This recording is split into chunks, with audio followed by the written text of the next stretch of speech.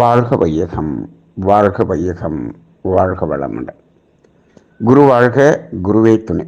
குருவின் மலரடி போற்றி. சிந்தனையை உடல் நலத்தை சீரமைத்து உய்வித்த குருவே வாழ்க. தியானமே யோகம், யோகமே ஞானம். இன்றைய சிந்தனை தலைப்பு பொருள் ஈட்டுவதில் அறம் வேண்டும்.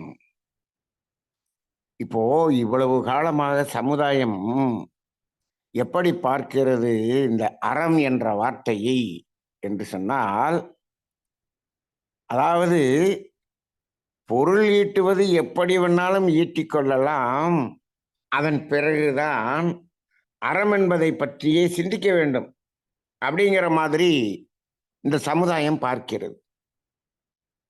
ஏன் இதை சொல்கிறேன் என்றால், எப்படி வேணாலும் பொருள் ஈட்டிக்கொள்கிறார்கள். அதன் பிறகு இதில் ஒரு பகுதியை ஈகை செய்து விடுகிறேன். கோவிலில் இறைவனுக்கே அதில் பங்கு வைத்து கொடுத்து விடுகிறேன். அப்படி என்று அதன் பிறகுதான் அறம் என்பதை பற்றியே சிந்திக்கிறார்கள். ஆனால் மகரிஷி அவர்கள் பொருள் ஈட்டும் போதே அங்கு அறம் வேண்டும் என்று சொல்லுகிறார். பொருள் ஈட்டும் போது மட்டுமல்ல, மனிதன் வாழுகின்ற வாழ்க்கை என்பதே அறத்தில் இருக்க வேண்டும். அதாவது வாழ்க்கையில் ஒரு பகுதி அறம் என்று சமுதாயம் பார்க்கிறது அல்லவா? அப்படி அல்ல, வாழ்க்கையே அறம் என்று பார்க்க வேண்டும். இதுதான் வேதாத்திரியம்.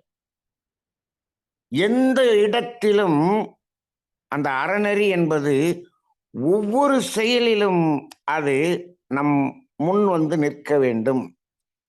இதுதான் நமது வேதாத்திரிய வாழ்க்கை தத்துவம். சரி, இப்போ இந்த இடத்துல அதாவது தேவையை மீறி நாம் செயல் செய்யும் போது அது எந்த இடத்துல அப்படின்னா, தேவைக்காக பொருள் ஈட்டுகிறோம், தேவையை மீறி அனுபவம் செய்யும் போது அங்கு என்ன ஆகிறது, அங்கு கர்மவினை என்பது தொடங்க ஆரம்பித்து விடுகிறது. அந்த பதிவுகள் பதிய தொடங்க ஆரம்பித்து விடுகிறது. இப்ப இதை கூட இந்த சிந்தனையிலே ஒரு அறிவு என்ற மென்பொருள் அதை பதிவு செய்து விடுகிறது என்று சொல்லுகிறோம் அல்லவா? இன்னைக்கு பார்த்தோம்னா இந்த பிரபஞ்சம் முழுவதும் இந்த தேவையை மீறியதற்கான பதிவு செய்யக்கூடிய அந்த மென்பொருள் இடைவிடாது இயங்கிக் கொண்டிருக்கிறது. மேலே இருக்கக்கூடிய இறையாற்றல் இந்த மென்பொருள் கெப்பாசிட்டி பத்தாது போல் இருக்கு அப்படிங்கிற அளவுக்கு இன்னைக்கு மனிதன் தேவையை மீறி செயல் செய்கிறார். தேவையை மீறி செய்கிறோம் என்பதே தெரியாமல் தேவையை மீறியதை மட்டுமே செய்து கொண்டிருக்கக்கூடியவனாக இருக்கிறான். சரி சரி, இந்த இடத்துல எங்கு நமக்கு ஒரு சிந்தனை, ஒரு அளவு முறை வேண்டும் என்று பார்த்தால், செலவு செய்வதில் அங்கு தேவை அளவில் நிறுத்தக்கூடிய விழிப்பு நிலை வேண்டும். சரி, பொருள் ஈட்டுவதில் இப்போ நாம இவ்வளவு செலவு செய்தால் போதும் என்று சொல்லுகிறீர்களே, தேவை அளவில் அந்த செலவு செய்தால் போதும் என்று சொல்கிறீர்களே, அப்படி என்றால் நான் தேவை அளவுக்கு மட்டும் பொருள் ஈட்டிக் கொண்டு அதையும் நான் நிறுத்தி விடுகிறேன், அங்கும் விழிப்போடு நின்று நிறுத்தி விடுகிறேன் என்று சொன்னால் அது ஆகாது. அது அப்படி அல்ல.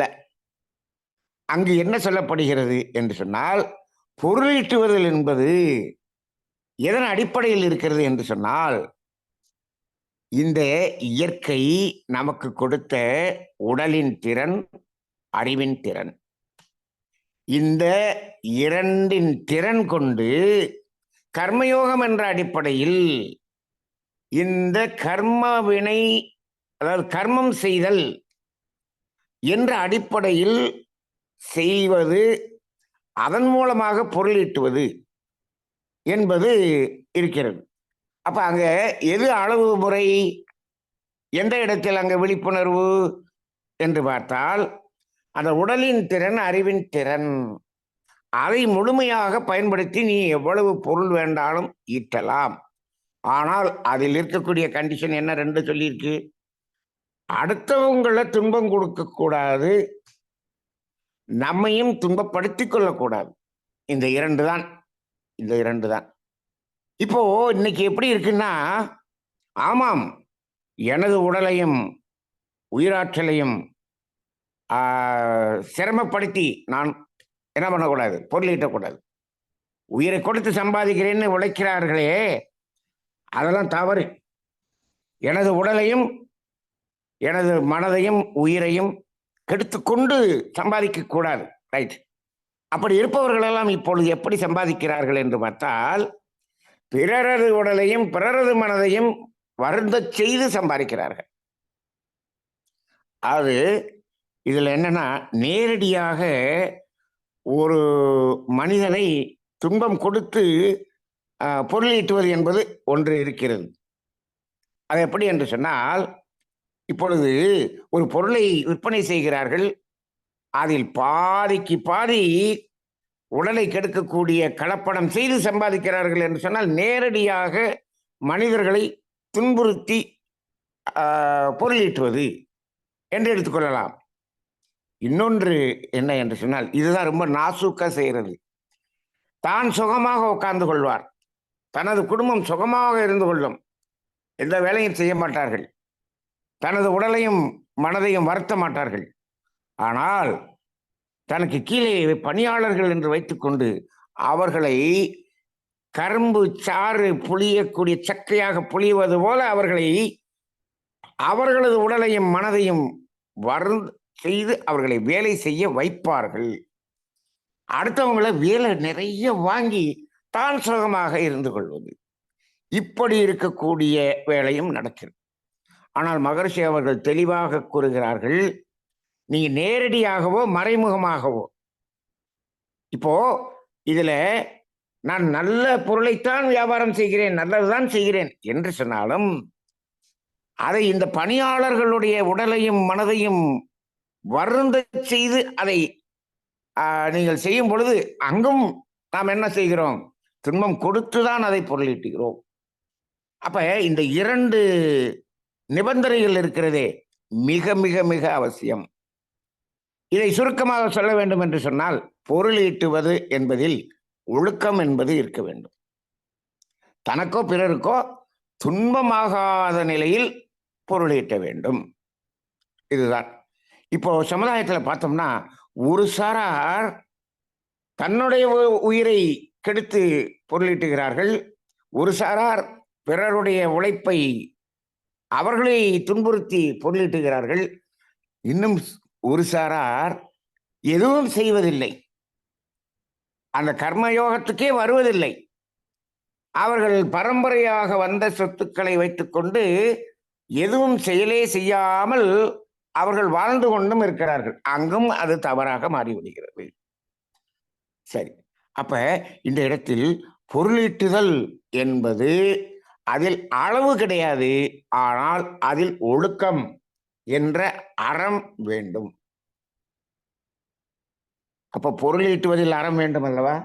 ஆமாம்.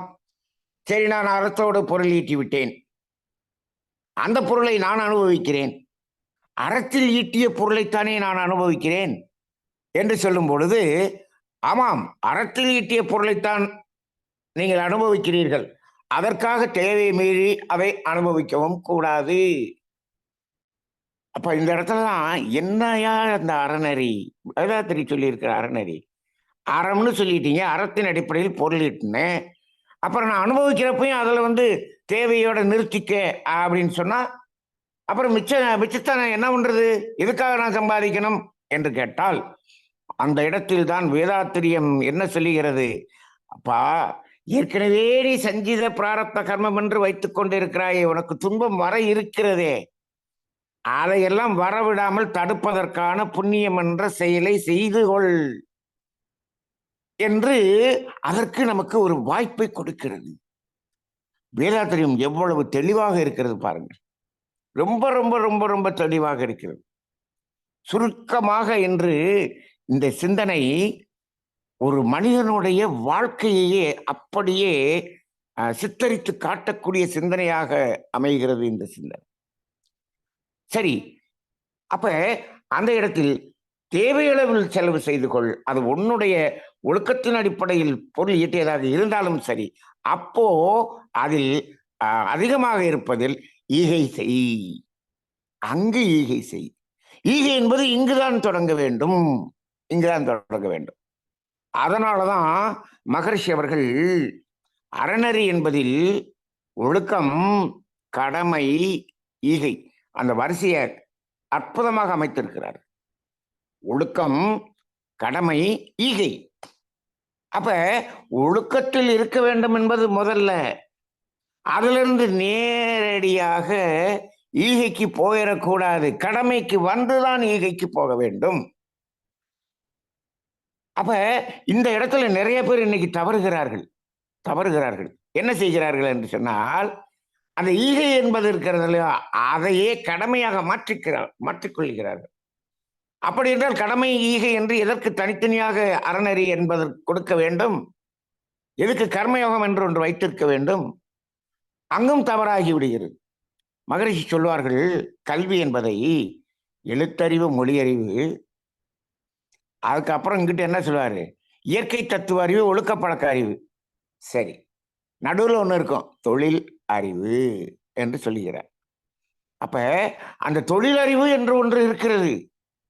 அது எதை சார்ந்தது? கடமையை சார்ந்தது. அந்த இயற்கை தத்துவ அறிவும் ஒழுக்க பழக்க அறிவும் ஈகையை சார்ந்தது. அப்படி போயிடும், ஈகையை சார்ந்தது. அப்ப நீங்க அந்த இடத்துல அந்த கடமை என்பதற்கான தொழிலறிவு என்பதும் வேண்டும். அப்ப என்ன சொல்றாரு மகரிஷி, அந்த ஒழுக்கத்தின் அடிப்படையில் யாருக்கும் துன்பம் கொடுக்காமல் நீங்கள் கடமை என்பதில் பொருள் ஈட்டக்கூடிய ஏதாவது ஒரு பணியை செய்ய வேண்டும், செய்து அதன் மூலமாகத்தான் வாழ வேண்டும். அது என்ன சொல்றாரு பாருங்க, எனது உடல் உழைப்பாலும் அறிவின் திறனாலும் பெற்ற பொருளை வைத்தே வாழ்வேன். அப்ப அந்த இடத்துல உடல் உழைப்பையும் அறிவின் திறனையும் சமுதாயத்தில் பொருளீட்டும் அடிப்படையில், கடமை என்ற அடிப்படையில் நீ செய்தே ஆக வேண்டும். அதன் பிறகு அந்த தேவைக்கு மேல இருக்கிறதெல்லாம் நீ ஈகைக்கு வர வேண்டும் என்று சொல்கிறார்.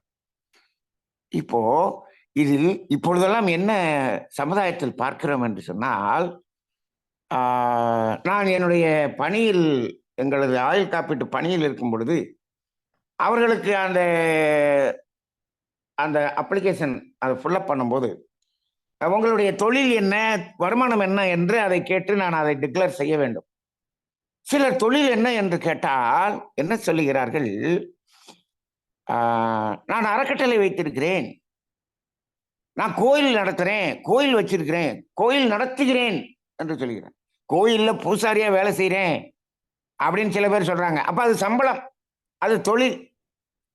ஒருத்தர் என்ன சொல்றாரு, நான் கோயில் நடத்துகிறேன் என்று சொல்கிறார், கோயிலையே தொழிலாக நடத்துகிறேன் என்று சொல்கிறார். நான் சொந்த இடத்தில் கோயில் கட்டியிருக்கேன், அதில் வர்ற வருமானத்தை வச்சுதான் நான் குடும்பம் நடத்துகிறேன் என்று சொல்கிறார். இதையெல்லாம் நான் எழுதினேன் என்று சொன்னால் அது அங்கு குற்றமாகிவிடும். நான் அவர் கோயில் நடத்துவரையும் கோயில் பூசாரி என்று நான் மாற்றி எழுதுகிறேன். சமுதாயத்தில் அப்படி இல்லை. ஆனால் இப்படி ஆகிவிட்டார்கள். ஒருவர் சொல்லுகிறார், நான் அறக்கட்டளை நடத்துகிறேன், முதியோர் இல்லம் நடத்துகிறேன், இதுதான் என்னுடைய தொழிலுங்கிறாரு. முதியோர் இல்லம் நடத்துவது எப்படி தொழிலாக இருக்கலாம்? இப்போ முதியோர் இல்லம் என்பதை இப்போ அவர் பெய்டு முதியோர் இல்லம், அவர் பணம் வாங்கி கொண்டு முதியோர் இல்லம் நடத்தினால் அது தொழில், அது தொழில். அப்படி தொழிலாக அந்த முதியோர் இல்லம் இருக்கிறது என்று சொன்னால் அதற்கு ஏடிஜி கொடுக்க மாட்டாங்க, அரசாங்கம் அதை கொடுக்காது.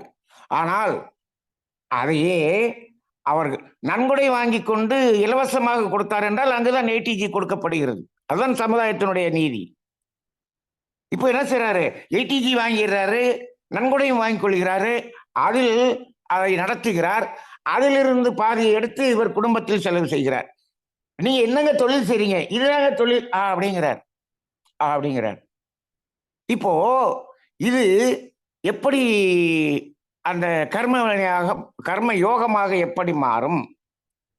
அப்ப இது நேரடியாக இப்படி வந்து அதன் மூலமாக தனது தேவைகளை நிறைவேற்றிக் கொள்வது என்பது யாருக்கு பொருந்தும் என்று சொன்னால் ஒரே ஒருவருக்குத்தான் பொருந்தும். யாருக்கு என்று சொன்னால் சன்னியாசியாக ஆகிவிட்டார்கள் என்று வைத்துக் கொள்ளுங்கள்.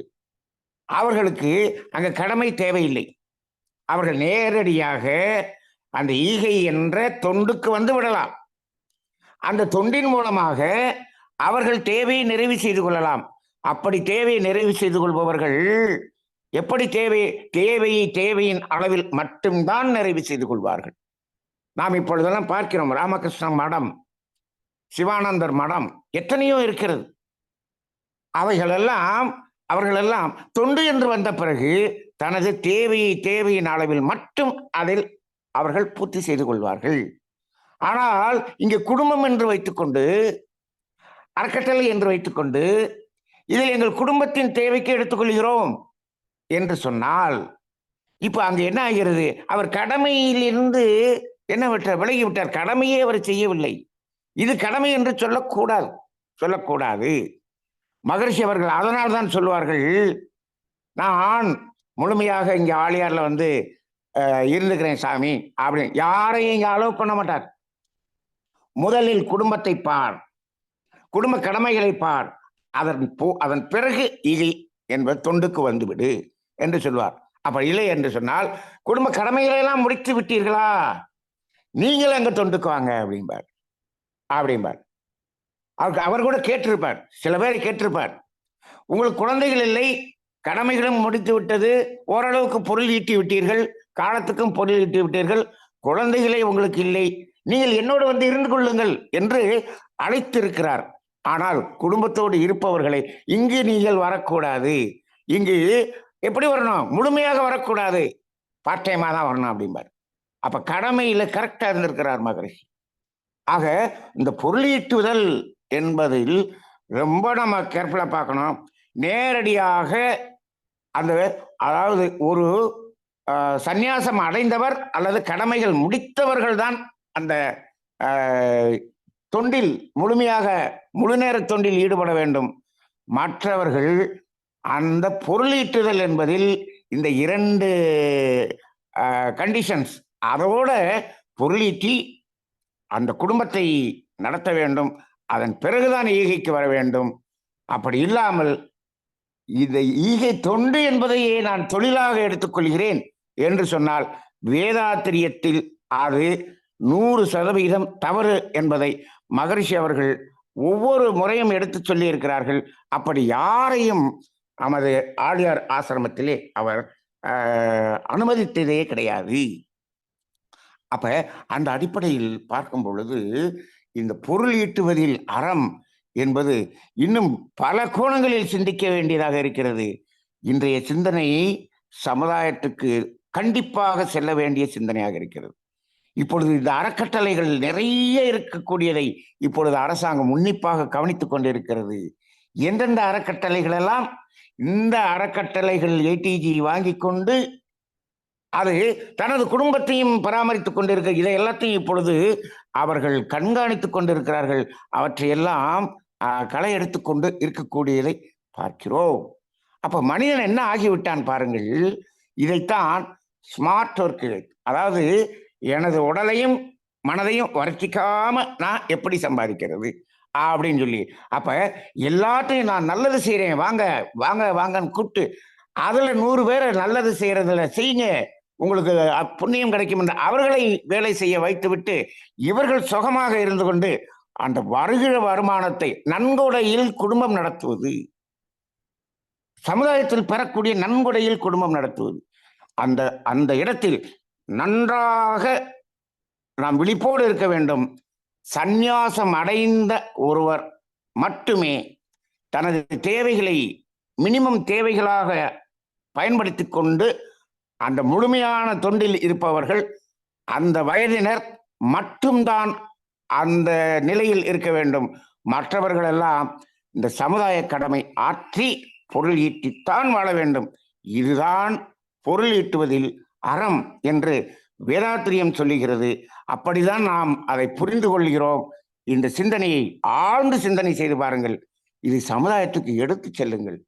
சமுதாயத்துக்கு இன்று கொடுக்கப்பட வேண்டிய சிந்தனையில் இது ஒரு முக்கியமான சிந்தனையாக என் மனதுக்கு தோன்றுகிறது. இந்த சிந்தனையை கொடுத்த ஐயா அவர்களுக்கு நன்றி. வாழ்க வளமுடன்.